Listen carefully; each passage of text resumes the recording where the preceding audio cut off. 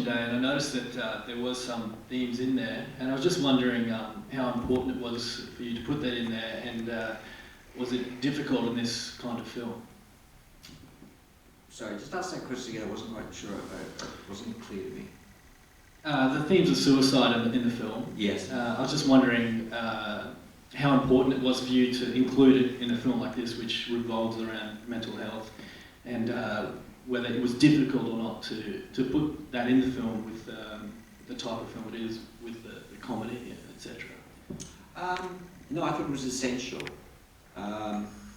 because if you know anybody if you've lived with anybody with mental health issues, suicide is always present, especially depression and schizophrenia. I thought that, you know, it's just on, you know, I guess, you know, I live with it every day. With my brothers, my brother and my sister. My brother's bipolar. I have 2 autistic children, and I'm telling you, you get through it with laughter. If you don't laugh, you go mad. And my sister is one of the funniest people you'll ever meet.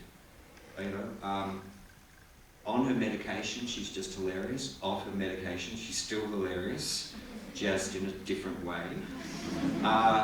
And I really felt like, you know, it's interesting making comedies now, because, you know, I've you know, the comedies that really affected me and I think molded me as a filmmaker would be, you know, the Billy Wilder, for example, The Apartment, James L. Brooks, who did Broadcast News, Network. The films of Robert Altman and Hal Ashby, MASH, being there. Now, these films, you know, are both funny, hilariously funny. Like, you take The Apartment, it's a very, very funny movie, but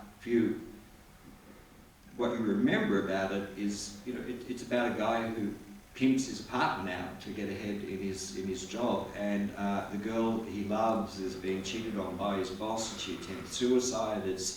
Yet it's a very funny film, but it really hits you hard. It's got such an emotional impact, yet it's a comedy. I just found that films now have got personal opinion only, so dumb. I don't know when comedies became dessert rather than full meals. I like to deliver a full meal. You know, as a filmmaker, as an audience member, I wish there were more films like Network and MASH. You know, where there are surgeons, you know, putting back broken soldiers together and having to laugh and pull pranks on each other just to stay sane. You know, Muriel's Wedding was very influenced by that, but Muriel's Wedding was from a different time. You know, now comedies are dessert. You know, dinner is, you know, you don't do the full meal. So, you know, this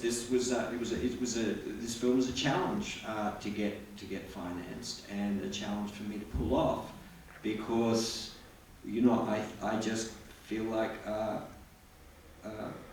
films have just, you know, comedies in particular have lost their bite, you know, and I personally wanted to see that back, and you know, I also wanted as many people to see the film as possible, and I know that that with comedy you can entertain an audience. If you have them laughing, you can then slip in. If you get them, you know, laughter bonds you with a character. You know, if you're laughing with Michelle and you see her as a human being, then you care about her when she's found under the house. When I basically, you know, the film, that's an important sequence, because the film ceases to be just a comedy at that moment. It stays a comedy, but it then reveals its hand, which was very important to me. Again, I'm sorry for my long rambling answers, but that's my philosophy about comedy.